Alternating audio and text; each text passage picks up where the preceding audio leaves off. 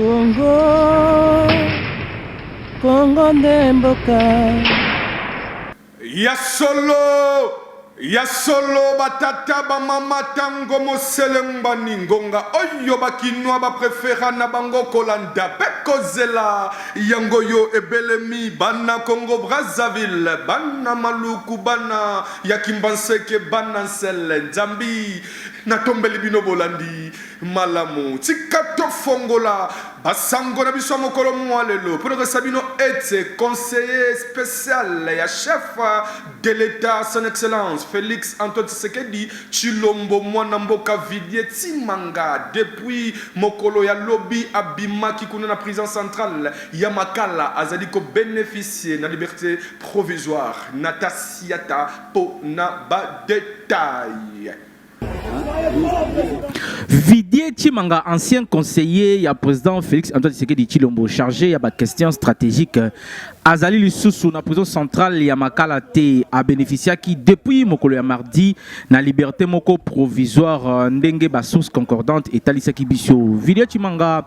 Alekisaki au moins 6 jours na prison centrale ya Makala, parquet général après la cour d'appel ya Kinshasa Gombe, nde plaça qui depuis mercredi il qui sous mandat d'arrêt provisoire. Ancien conseiller et chef de l'État en charge, il y a des questions stratégiques à Zaki Nakati, il y a scandale moko, il y a des tentatives de corruption. Azara bongo filmé, Nandengeni Nazara négocier marché moko na ba pseudo investisseur. Nakati ya makambo etali mine na ko promettre bango ba prestation na ye, ndengeni na ko sécuriser ba investissement na bango.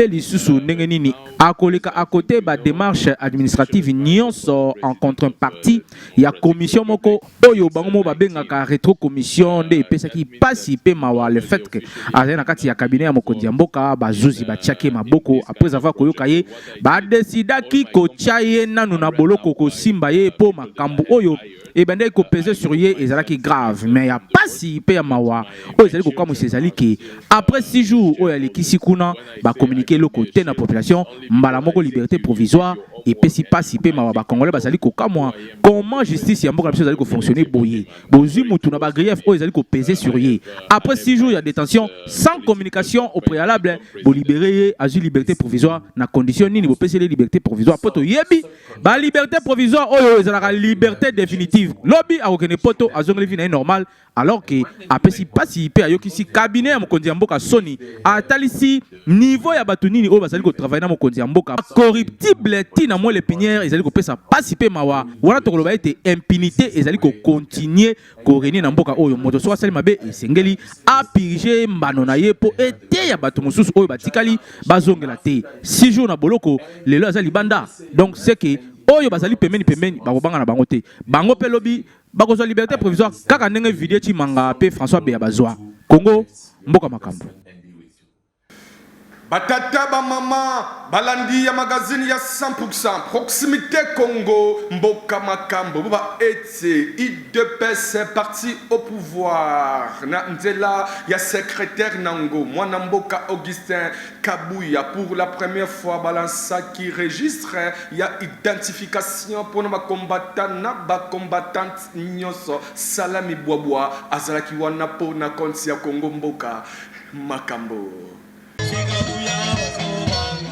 Bazalaki etuluku nde bozali komona na bilili ba combattant pe ba combattante ya Union pour la démocratie et le progrès social na siège ya parti pour na ko participer na cérémonie ya remise ya ba registre d'identification ya ba combattant oyo ekamamaki na secrétaire général Augustin Kabuya liboso ya ba 4 présidents fédéraux ya Kinshasa. Secrétaire général Augustin Kabuya a profité qui na occasion pour présenter na public nouveau PCR OGFREM Amisi Makutano Oyo azomaki na bokono ya maladie quelques jours avant investiture ya ba nouveau mandataire. Mwana mboka Augustin Kabuya azongela kipe polémique sur nomination ya nouveau DG à Société Générale de Kilomoto o babingi na mukuse Sokimo Pistis Bononga. Na yango mwanabute atalisaki ete nyonso wana ezali masenginya ya batu oyo batambwisaki Sokimo na megestion pe na kimoyibi. Bolanda Augustin Kabuya mwanabute na micro ya magazine Congo Mboka Makambo.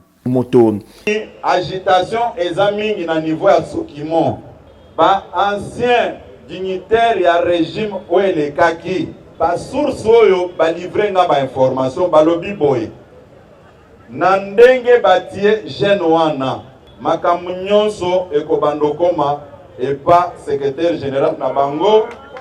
soki ekomi kuna ekokoma epa chef de l'état biso nyonso tokokende makala. Na oyo etali discours ya chef de l'état Félix Tshisekedi Tshilombo na 77e assemblée générale ya Nations Unies, Augustin Kabuya apesaki lotomo ya maye nyonso oyo mokonzi ya mboka alobaki pe asengi na bakombata babongama mpona ko réserver accueil chaleureux envers le chef de l'état.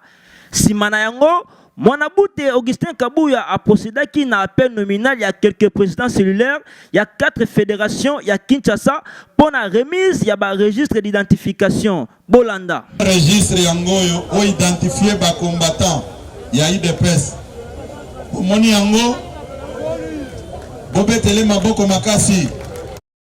Esengeli boyeba ete ezali innovation ya liboso uta parti ebanda ebele baleka baliambongo kasi tomona elokote ba détourna pe ba millions kasi tomona elokote na yango longonya na mwana mboka Augustin Kabuya pona ba innovation sika oyo azali koema na parti présidentiel na motuna oyo etali maponami na RDC. Augustin Kabuya a rassuré que la population était IDPS à prêt pour la maponami 2023 peut permettre ceux qui m'auraient été glissement selon délai constitutionnel. Mais piso tolobike décembre 2023 élection ou rien. Tokani malam. Obete le tata mo konza ekolo maboko makasi. Congo mboka makambo. Ancien président français François Hollande azako séjourné awa na République démocratique du Congo ba etse depuis lobi mokolo ya mardi a visita kimisé national kasi mokola lelo azakuna na site Kivu na Bukavu na Tasiata a Jongi lisusu na reportage ya Congo mboka makambo.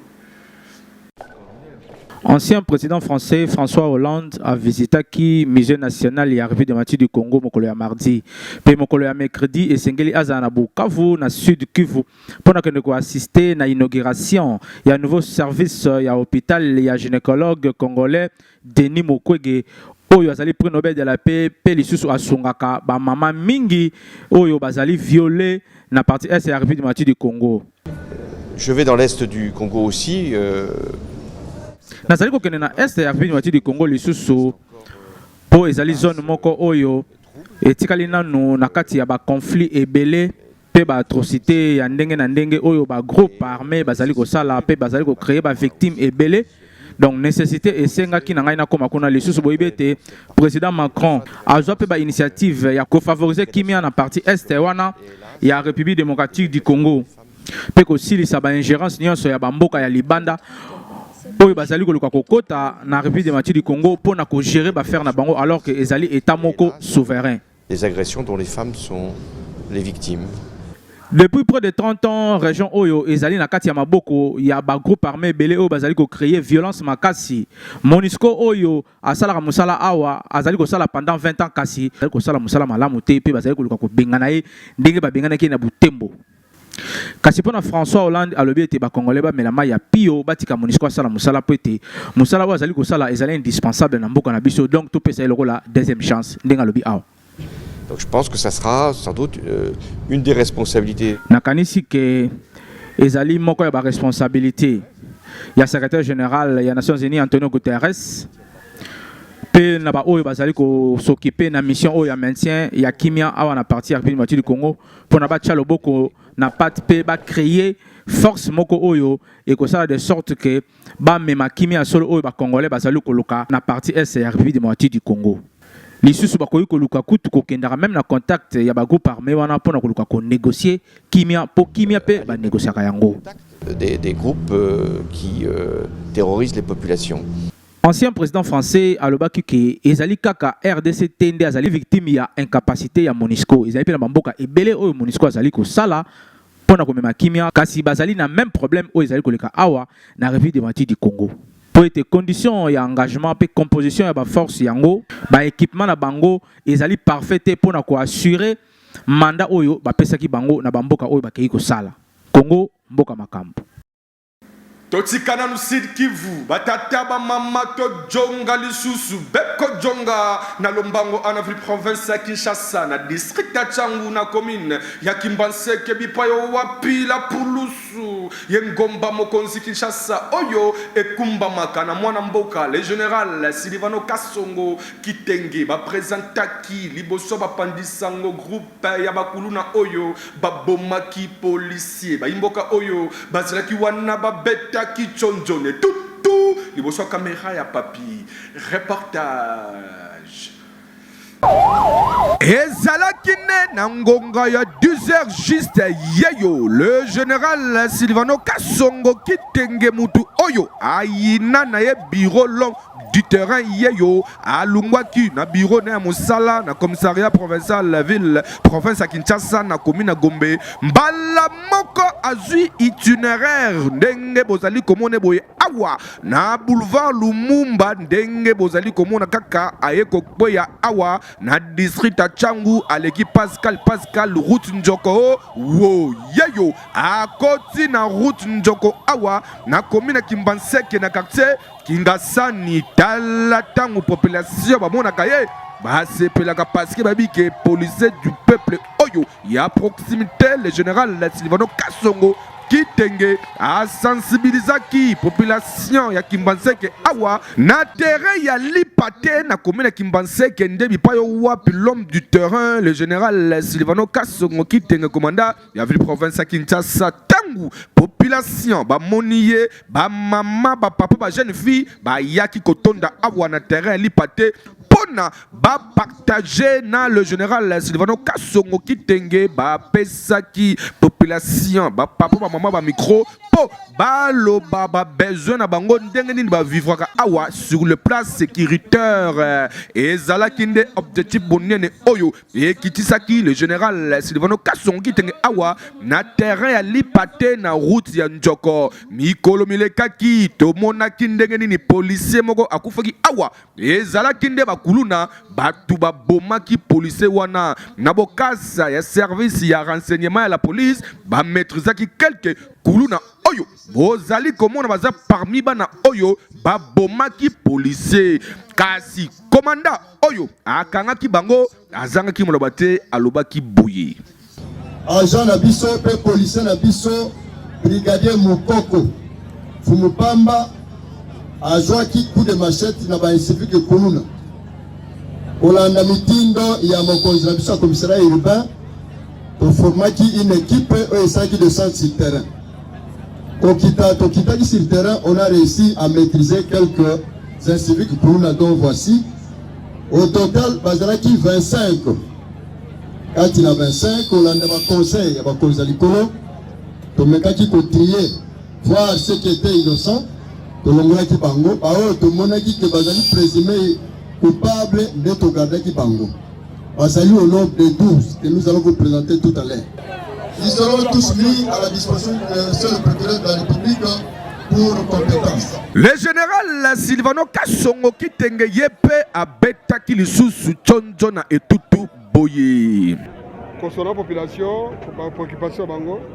parce que côté oyo kuluna azosala mubulu makasi boyebi que samedi au manki policier biso moko. Alors policier a kufi na population akende ko intervenir mais les kama ekomeli tokangi bakuluna toti ko présenter sikoyo bakoleka na flagrance na parquet au tribunal qui procureur Zakia on est biso to l'état to ko se venger to jusqu'à disposition makasi de façon que population est na liberté à kotambola de façon que awa na tereli parti awa na quartier de Biamanzila na eza na waiwai ou bien na Isasi kuna stoche ba point show ya ba jemi o bino benga ba ujana ba makasi na matériel makasi de façon que ba ndongolo miso wana baki ma musika to sengi population kaka collaboration mariage entre population na police parce que biso confiance on moni que tant ba soli wana confiance zali moi mbeba mike to corriger pour la police alors confiance est umela façon que kimia bato malamu batamola bien bato yo mabe ba ndongolo miso to cha maboko pas qu'il est en prison. Soit il est saturé, mais il y a disposition de façon que Batumabe wa balongwa. vraiment na quartier. Likambu oyo etali phénomène kuluna population bazali ko comprendre te kuluna et jongi lisusu makasi na ville province ya Kinshasa malgré ba effort oyo la police nationale congolaise azali ko sala kasi phénomène oyo ezali ko sila te pona nini ba comité ko bomaka ba agent de l'autre oyo tokosuka nango wapi awa police akangi a présenté bango na misa publique pe na misa l'état kasi mikoleko ya okomona bana osusu libanda bazongeli ba acte ya mabe oyo bazali ko sala en tout cas sensibilisation oyo pe présentation ba criminel oyo ele kanaki kitoko le général Sylvano Kasongo kitenge akomaki awa na 12h pe ayaki kolunga awa na 20h nyonso wana po population bazo moral malamu elongo mokana la police na bango tangu alungwe awa molili akoti suna boulevard Lumumba pona kozonga na bureau na ye a traité quelques dossiers bota na njela nini akutani na batu oyo bayaka sens unique awa na boulevard Lumumba interpellaki quelques batu à sens unique ndenge bozali komona kaka en tout cas félicitations na mon général Sylvano Kasongo kitenge na musala kitoko oyo azali kosa na ville province ya Kinshasa magazine ya 100% proximité Congo mboka makambo tozali kosenga na ministre intérieur mwana mboka Daniel Aselo papa bopesa la police matériel po ba fonctionner kitoko po police eza na bonne volonté ya kosala musala kasi matériel pe ezali koboma bango ko kamwa Congo mboka makambo batata ba mama Bweba était président ya Dipro, Mwanamboka le maître Costa Mutamba, Baporta qui plainte kuna na cour pénale internationale CPI na mukuse contre président ya Rwanda Paul Kagame pour na crime de guerre pe crime contre humanité. Mokola lelo azanga ki malobati maître Costa Mutamba liboso ya caméra ya magazine ya 100% proximité Congo Mboka Makambo. Nous l'accusons de crimes de guerre, de crimes contre l'humanité. Tofunie pour na crime de guerre, pe ba crime contre l'humanité. Crime d'agression, na kolanisa maya article 5 ya statut de Rome. Na yango kolanisa article 13 ya statut de Rome. Ezali état oyo echa mokoloto soit conseil de sécurité to lisusu procureur général ya CPI nde bakoki kofunda na mukuse na juridiction pénale oyo ezali CPI na yango pe nzela epesameli batu misusu ya ko saisir CPI na nzela ya ba plainte to pe na nzela ba dénonciation pour ete sima na ye na tour na ye azwa autorisation ya chambre préliminaire ya CPI enquête ekosalema mbala moko liboso ya cour pénale internationale kolanisa ba article 12 p 25 ya statut de Rome oyo eza motuya koleka ezali bisika oyo ba crime esalemaki ceux qui compatriotes to citoyens moko à travers le monde à salimeba na territoire oyo ezo faire partie na statut de Rome et sengeli naye basimbisa ye na CPI lokola monsieur Paul Kagame président ya Rwanda oyo azali na engumba echa mokoloto na statut ya Rome te lokola azali likolo ya ba crime oyo esalema na est de la République na kati ya territoire ya Congo oyo ezo faire partie na statut ya Rome esengeli asambisama na CPI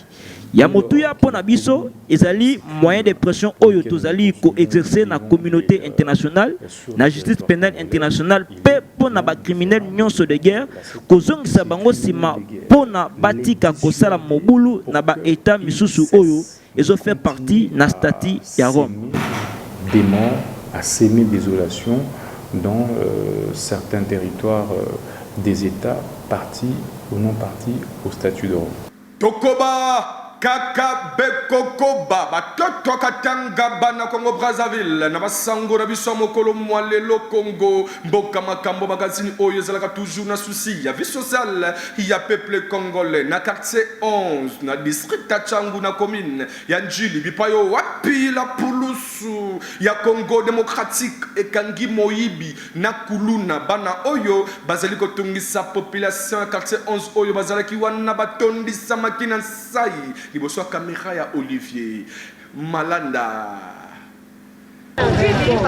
Bana mibali oyo bozali komona boye bakati bango basuki lokola bandeko ya koko ping pong bakangi bango awa na susiati ya Njili quartier 11 baza bakuluna moko répité te na ndenge ya kosakana te moko o bozali komona ancien kuluna ya kala ya tongo asala na kombo bakangi awa akoniaki oncle na ye na koko na ye likolo ya 40,000 francs ya pamba asasi bango na ndaku aseme trouble ya kosakana te oyo mosusu bozali komona moyibi ya kosakana te ya kotelaka batu tina bandaku akendaka koyiba tina kati ya mituka tangu baninga balali na 2h du matin bazo raisonner mkola lobi ekozala ndenge nini ye misu paya paya akende kaka kokota koyiba na bandaku ya batu bakei kokanga ye na kati ya mutuka ngani azokende koyiba tala biloko bazwie na maboko yango oyo lokola ba preuve ya biloko oyo ya yibi pasi pe mawa boyo kandenge la police elobi yo ya solo les deux civiques oyo pour ramasser bango comme d'ordinaire na travail na biso de routine pour to koleba bango te oyo kuna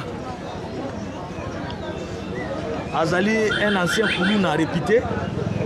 azo répondre na kombo ya Kinjumbi Jonathan avandi na quartier 3 wana avenue Zongo numéro 34. Alors le monsieur ici à se permettre ya kokonye oncle nae na koko nae tata oya boti mama nae a rosé bango sérieusement à la suite ya ba incident a créé na kati ya ndako de toche maboko dessus tu entendre sur PV et puis azoko se reconnaître d'un de l'écurie italien. Il prétend avoir laissé ba bevi nae or curieusement il est toujours na kati ya babiloko na bango wana oyo ya bakuluna oyo mais azo reconnaître que non je fui de l'écurie italien na tika soit disant na tika mais toujours ba velléité wana ezali toujours de toche maboko pour avoir rossé sérieusement koko nae na oncle nae oyo aza na biso a monsieur Ndombe Chirac ye c'est un voleur réputé ya kokota na bandako na kokota na bamituka ya bato yo bongo lelo toche maboko accueilli ake kosala opération et pas il y a un avocat conseil donc un maître avocat a sali opération na voiture na ye abuki a joué akoyi kozwa bongo sima na yango la nuit sima na yango toche maboko likolo na ye nda azali awa elongo na biso toujours poursuivre pour na vol qualifié et puis na ba destruction biloko nyonso azwaki ya avocat akoka kozongisa yango pour le moment maître avocat je crois qu'azana assez akei na mopanzi ya parquet peut-être pour na kozwa document pour que to acheminer kuna vraiment bazali ba citoyen congolais toujours senga na bango bazonga na molongo po mboka eza jungle te mibeko ezali oyo tozotambola selon ndenge bakonzi ya mboka bazokamba mboka biso mpe tobatela mitambo ya nzoto zonga kaka na molongo okozwa difficulté te okozwa accrochage na polisi te soko bimi libanda ya mibeko nde okutani na biso te nde ntina bango bakutani na biso yango wana yo tozosenga kaka na bana wana nyonso wana mboka eza na mibeko zonga kaka na molongo okomona tokoinkete yo te ndeko mobali ngonga yango oyo ya kobongisa vi na yo luka ata coup de main moko osala na place ya kobotola mpe koyiba bato biloko eza nango na litomba te na ngambu ya bakonzi ya la police bato ya boesengeli bavanda esika moko te na bato mpo baza ba danger public botinda bango bakende kosala bilanga po ete ya bango bien Kongo mboka makambo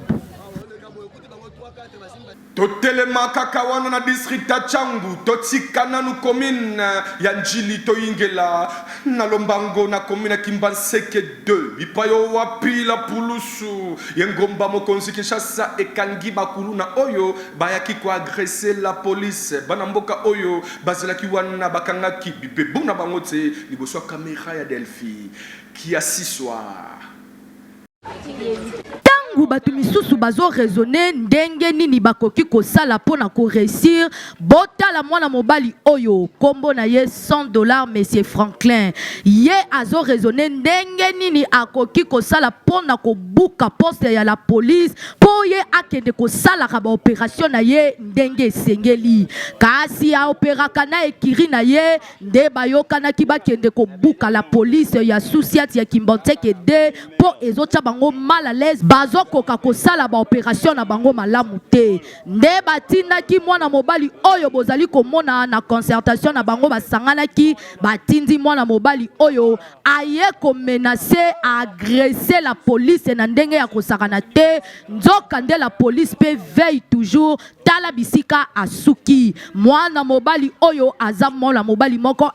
possible na ndenge ya kosakana te. C'est là information kutu alongola ki mwana batu ya classe ba uniforme alongoli ketch na makolo na sac akei koteka yango pasi pe mawa population baza ko souffrir ko vanda na batu ya boye boyo kandenge balobi. Ezana batu musu ba soutenir ba pecho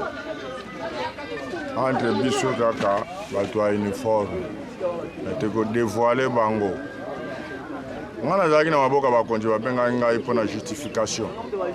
Mais baninga na biso uniforme bakangani na bano yo ba américain kako na ko ba américain. Ko ba ko buka sushi atyo si se poste. Ba ya ko buka yango. Mais bana nango batika ki ba plus fort. Basukela ki out na terrasse. Ya ki sérieux problème. Même notre officier mal à l'aise, qui t'a pour intervenir. Alors, on a pourquoi? Le Tongo, idem. Après 7 minutes, parmi les bateaux, il y a Grisaki, Bisso. Il y a des gens là-bas, ils ont un phone à Bisso. Pourquoi ça veut un informateur?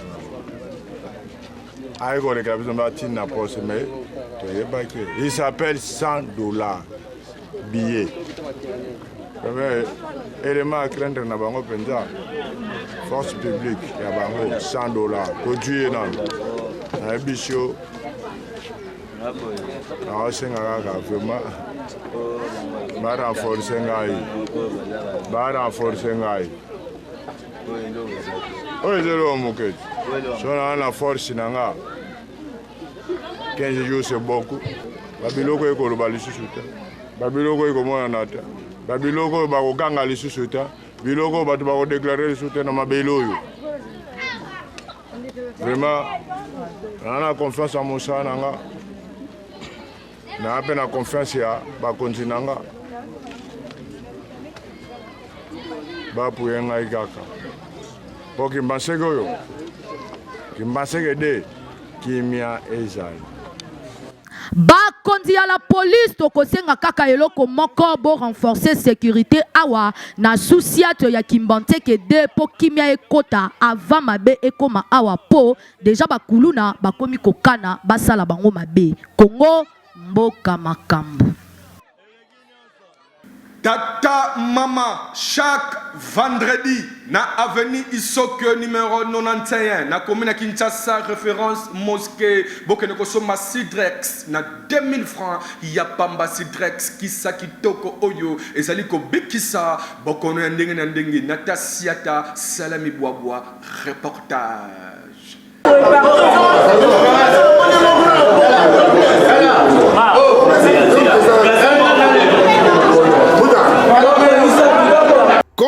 Congolaise, yokanga malamu. Ezali kaka na produit moko pe médicament moko na kombo ya Sudress. Oyo, Dr Baa Omar aye nango na République démocratique du Congo pona kosunga ba peuple congolais. Mama na ngai yo muto nyokoma na ba infection oyo esi la kate, malaria okota ba hôpital esi la kata kamokete, ba rhumatisme makolo kolenga, malade nyoso oyo ezali ko traiter, il y a plus de 50 malades. Ngonga yango yo ndeko ngai awa na ville province ya Kinshasa yaka no kaka na avenue Isoki okozala mobimba na ngonga ya 7h ti 17h oyo etekamaka kaka mokolo ya vendredi. Mama ezali belle lisusu na Congo Brazzaville na bandeko nyonso bazali bisika bokomona ba adresse pe mamero oyo ezomi liboso ba etando ekena bino. Allah ala kulli shay'in qadir. Il est capable sur toutes choses. Rien ne lui est impossible. Tout lui est possible. Donc c'est pour cela il a manifesté son omnipotence, sa puissance à travers ces merveilleux médicaments, comme il le manifeste à travers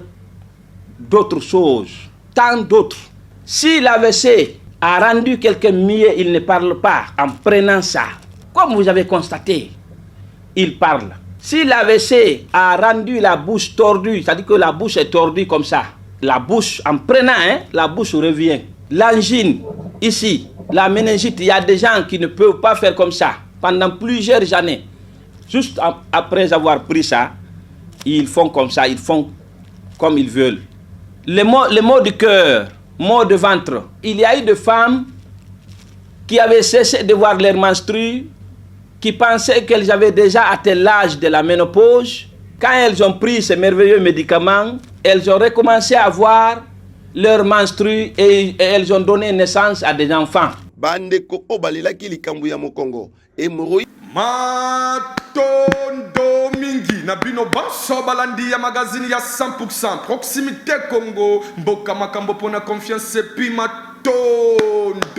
mingi pona fidélité ndenge bozali kopesa biso makutu na bino mikona mikotomo na suka ngana bino toka bwana kaboye atsa mokolo moko te bana ya komina masina Petro Congo soki na bongisi nanga kazaka nanga malamu na kila mfwenge na ngai ya motane malamu elingaka koloba ete tokomi na suka présentation nango mokolo mwalelo na tasiata kuna na réalisation salama bwabwa mutazwa ki édition mokolo mwalelo Delphi kia siso le jeune oyo bolenga ki bana République démocratique du Congo baseka mwa moke.